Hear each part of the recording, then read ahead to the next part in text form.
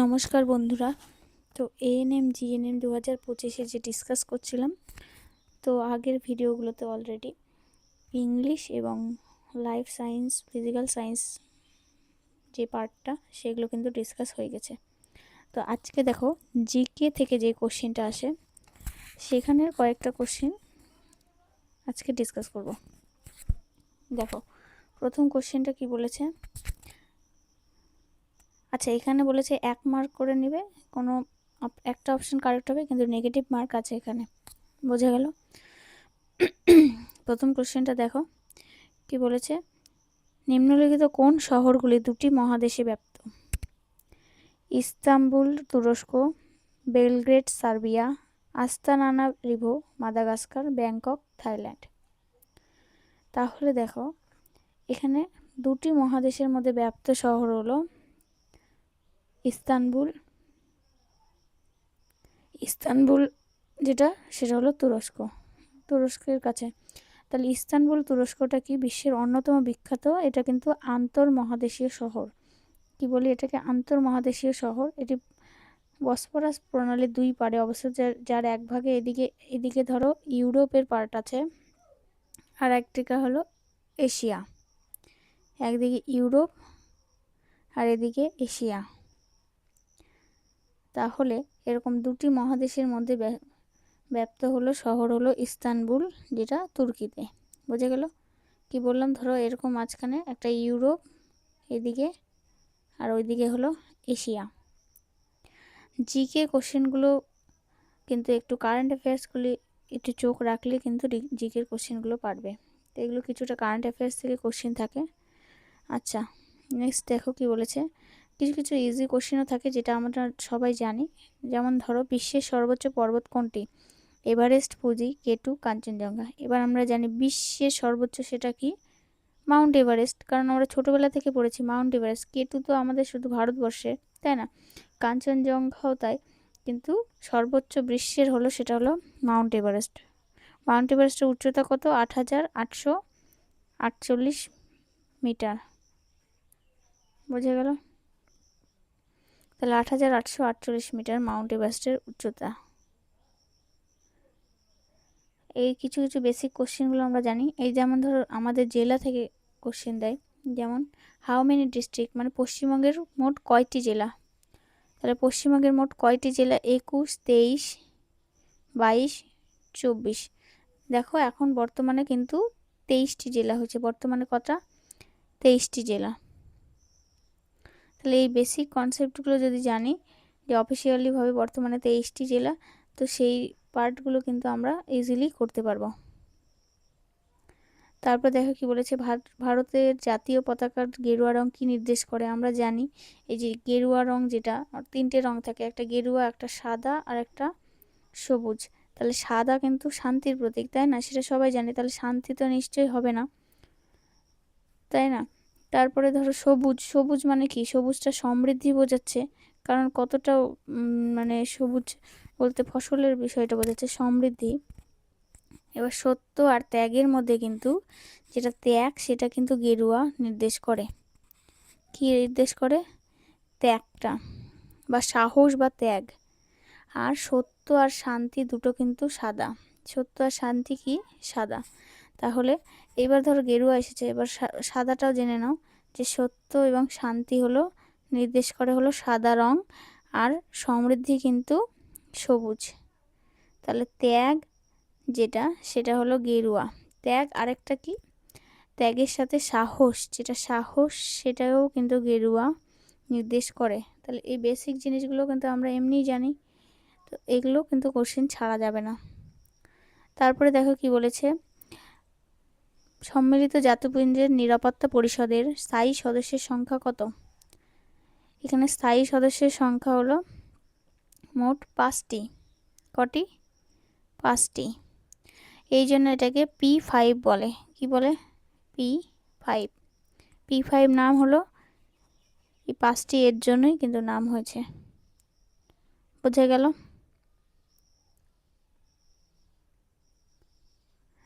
তারপরে দেখো দেখো 91 নম্বর কোশ্চেনটা কি বলেছে, নিম্নলিখিতগুলির মধ্যে কোনটি প্রথম বিশ্বযুদ্ধের সময়কাল চিহ্নিত করে। তো দেখো প্রথম বিশ্বযুদ্ধ এখানে বলেছে 1939 থেকে 1945, 1914 থেকে 1918, 1803 থেকে 1815, 1861 থেকে 1865। তাহলে এখানে প্রথম বিশ্বযুদ্ধটা কিন্তু 1914 থেকে 1918। তো এই 1914 থেকে 1918 কত মানে তারিখটা কত, 28শে জুলাই। কত, 28শে জুলাই, 28 জুলাই হলো। তাহলে 1914 থেকে 1918 28শে জুলাই যেই সময়টা, সেই সময়ে কিন্তু বিশ্বযুদ্ধ কিন্তু শুরু হয়েছিল। এবার এটা চলেছিল কত, মানে 1914 28শে জুলাই থেকে 1914 28শে জুলাই থেকে তারপরে কত দূর পর্যন্ত চলেছিল, 1918 সালের 11ই নভেম্বর। 11ই নভেম্বর 1918 হলো। তাহলে 11ই নভেম্বর 1918 পর্যন্ত চলেছিল। তো 28শে জুলাই বললাম, মনে রাখবে ভালো করে, 28 জুলাই, আর শেষ হয়েছিল 11th নভেম্বর, মানে 11ই নভেম্বর। বোঝা গেল? আচ্ছা দেখো নেক্সট কোশ্চেনটা কি। আচ্ছা এখানে প্রথম বিশ্বযুদ্ধটা বলেছে, যে এখানে এবার কোশ্চেন করেছিল প্রথম। আচ্ছা দ্বিতীয় বিশ্বযুদ্ধটা কবে হয়েছিল, দেখো দ্বিতীয় যেটা বিশ্বযুদ্ধ হয়েছিল সেটা কিন্তু 1939 থেকে 1945 সাল। 1945, এই যেটা ফার্স্ট অপশানে দেওয়া আছে এটা কিন্তু দ্বিতীয় বিশ্বযুদ্ধেরই সময় ছিল। তাহলে 1939 থেকে 1945 কিন্তু দ্বিতীয় বিশ্বযুদ্ধ। তৃতীয়টা হয়নি সেটা জানো, তাহলে এইটাও জেনে রাখা ভালো যে দ্বিতীয় বিশ্বযুদ্ধটা হলো 1939 থেকে 1945। তারপরে কোশ্চেনটা কি বলেছে দেখো, ফ্লোরেন্স নাইটিঙ্গেল ড্যাশ অভিধায় পরিচিত। এই যে ফ্লোরেন্স নাইটিঙ্গেল আমরা অনেকেই জানি, lady with the torch, lady with the sword, lady with the lamp, lady with the stethoscope. তো ফ্লোরেন্স নাইটিঙ্গেলের যেটা খুবই ফেমাস কিন্তু ফ্লোরেন্স নাইটিঙ্গেল, তো এটা কিন্তু lady with the lamp, lady with the lamp, তো এইটা নামে পরিচিত। এটা কোন কোন সময় দেখো, ক্রিমিয়ান যুদ্ধ যখন হচ্ছিল, তো ক্রিমিয়ান যুদ্ধের সময় কিন্তু ফ্লোরেন্স নাইটিঙ্গেল রাতে কিন্তু প্রদীপ বা ল্যাম্প হাতে নিয়ে তখন বেরোতেন। তো তখন কি হয়েছিল, যে প্রদীপ বা মানে ল্যাম্প যেটা হাতে নিয়ে সৈনিকদের সেবা শুশ্রূষা করতেন, এবং পরবর্তীকালে লেডি উইথ দ্য ল্যাম্প নামে কিন্তু পরিচিত হয়। আর আধুনিক নার্সিংয়ের জনকও বলা হয়, আধুনিক যে নার্সিং আছে তাকে জনকও বলা হয়, কারণ তখনকার দিনে এই পরিষেবাটা দেওয়াটাই চাপ ছিল। তো ওই জন্য যে ল্যাম্প হাতে নিয়ে যে বেরোতেন রাতের বেলা শুশ্রূষা করতে সৈনিকদের, তো সেই কি ওয়ারে বললাম, ক্রিমিয়ান ওয়ারে, ক্রিমিয়ান যুদ্ধে তিনি ওই কাজটা করতেন। তো তাই জন্য পরবর্তীকালে বিশ্ববিখ্যাত হয়েছেন কি নামে, লেডি উইথ দ্য ল্যাম্প। তো এই বেসিক কনসেপ্টগুলো জানা থাকলে অনেক কোশ্চেন করতে পারবে। আচ্ছা দেখো হিউম্যান বডি থেকে কিন্তু অনেক কোশ্চেন আসে।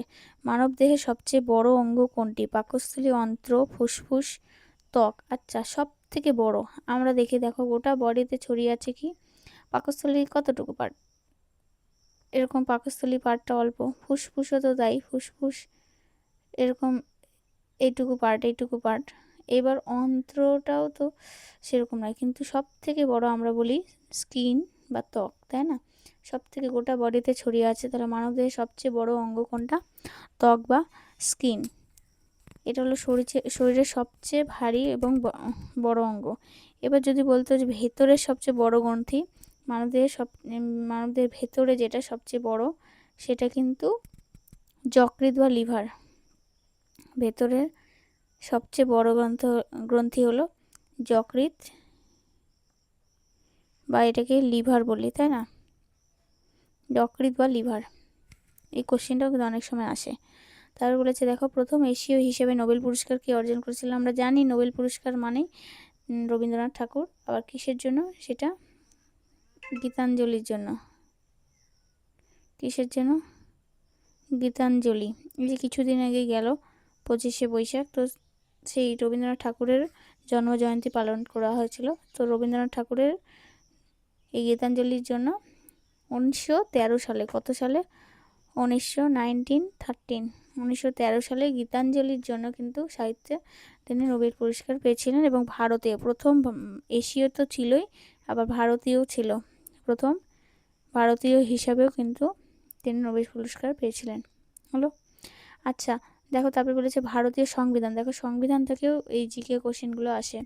তো ভারতীয় সংবিধানে অষ্টম তফসিল ভুক্ত ভাষার সংখ্যা কোনটি, মানে কটি ভাষা আছে অষ্টম তফসিলযুক্ত, 8th শিডিউল যেটা আমরা বলি ইংলিশে, 8th শিডিউলে কয়টা ভাষা অ্যাড হয়েছে? তাহলে দেখো 22টি ভাষা কিন্তু অ্যাড হয়েছে।